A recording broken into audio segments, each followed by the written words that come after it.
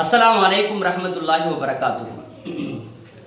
சமீபத்தில் உலக அமைதிக்கான நோபல் பரிசு பெற்ற ஒரு அம்மையார், ஆப்பிரிக்கா நாட்டை சார்ந்த நோபல் பரிசு பெற்ற ஒரு அம்மையார், அவங்கள்ட்ட கேட்குறாங்க, விழா மேடையில் வச்சு நீங்கள் நோபல் பரிசு அமைதிக்கான பரிசு பெற்றிருக்கிறீங்க, பாராட்டுதலுக்குரியது.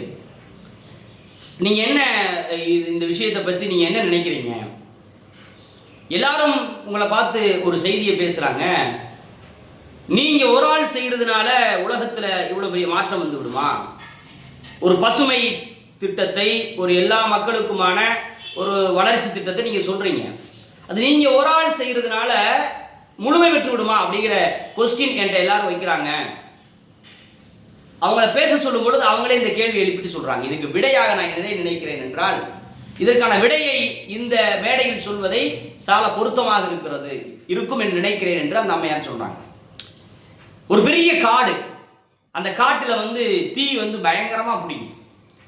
தீ பற்றி எரிந்து கொண்டிருக்கக்கூடிய அந்த காட்டில் வாழ்ந்த எல்லா விலங்குகளும், எல்லா பறவைகளும், எல்லா உயிரினங்களும் காட்டை விட்டு வெளியே ஓடி ஒரு நதிக்கரை ஓரத்தில் நின்று வேடிக்கை பார்த்து கொண்டிருக்கிறது.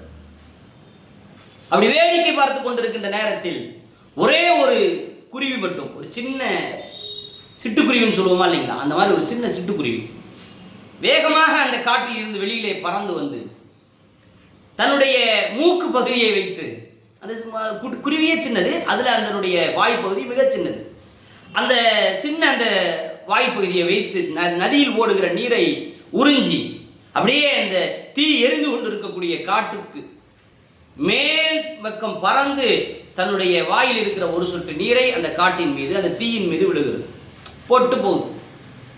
போடுது, திரும்ப போய் நீர் எடுத்துட்டு போடுது. இப்படி பண்ணிக்கிட்டு இருக்க அந்த நிகழ்வை பார்த்த சிங்கம், பெரிய பெரிய விலங்குகள் எல்லாம் அந்த குருவியை அழைத்து, நாங்களே அமைதியா இருக்கிறோம், எங்களாலேயே அது முடியாதுங்கிறத நிலையில நாங்கள் நிற்கிறோம், குருவி உனக்கு என்ன சூழல் இருக்கு, என்ன தகுதி இருக்கு, உன்னுடைய உடல் உறுப்புகள் எல்லாம் சின்னது, நீ என்ன பண்ணிட முடியும், ஒரு சொட்டு தண்ணீர் அந்த காட்டை அணைத்து விடும் என்று நினைக்கிறாயா என்று கேட்ட பொழுது அந்த குருவி சொன்னதாம், இல்லை, கண்டிப்பாக என்னுடைய இந்த முயற்சியால் அந்த காடு அணைந்து விடும் என்று நான் நம்பவில்லை, அவ்வளவு முட்டாளனும் கிடையாது நான். ஆனால் அதே நேரத்தில் காலம் காலமாக வாழ்ந்து நாம் மகிழ்ந்த இந்த காடு பற்றி எரிந்து கொண்டிருக்கிறது. நம்முடைய முன்னோர்கள் நமக்காக அழகுபடுத்தி வைத்த இந்த காடு பற்றி எரிந்து கொண்டிருக்கிறது. இதை பார்த்துவிட்டு அது எரிகின்ற நேரத்தில் நான் அமைதியாக நின்றேன் என்ற ஒரு மோசமான வரலாறை படைக்க நான் தயாராக இல்லை.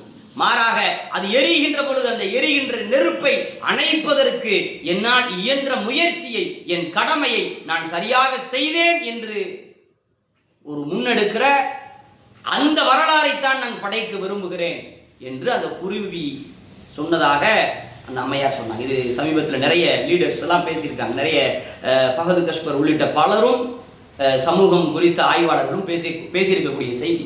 இதில் நமக்கு என்ன புரிகிறது என்றால், நாம் செய்யக்கூடிய செயல் என்பது சரியானதாகவும் கடமையானதாகவும் இருக்க வேண்டும். நம்முடைய கடமையை செவ்வனே செய்கின்ற பொழுது காலம் அந்த கடமைக்கு தருகிற பரிசு என்னவென்றால் தலைகீழ் மாற்றத்தை ஏற்படுத்தும். அந்த தலைகீழ் மாற்றம் என்பது ஒரு நாள் 2 நாள் ஏற்படுகிற நிகழ்வல்ல. அது ஒரு நீண்ட நாள் புரட்சியில், நீண்ட நாள் செயல்பாடுகளில் நாம் எடுக்கிற சின்ன சின்ன நிகழ்வாக இருந்தாலும் அது ஒரு மிகப்பெரிய விளைவை ஏற்படுத்தும் என்பதற்கு வரலாற்றிலே பல சான்றுகள் இருக்கிறது. இன்ஷா அல்லாஹ் நாமும் மன உறுதியோடு நம்முடைய கடமையை நாம் செவ்வனே செய்வோம். அது இந்த உலகத்திற்கான விடுதலையாக மாறும் இன்ஷா அல்லாஹ்.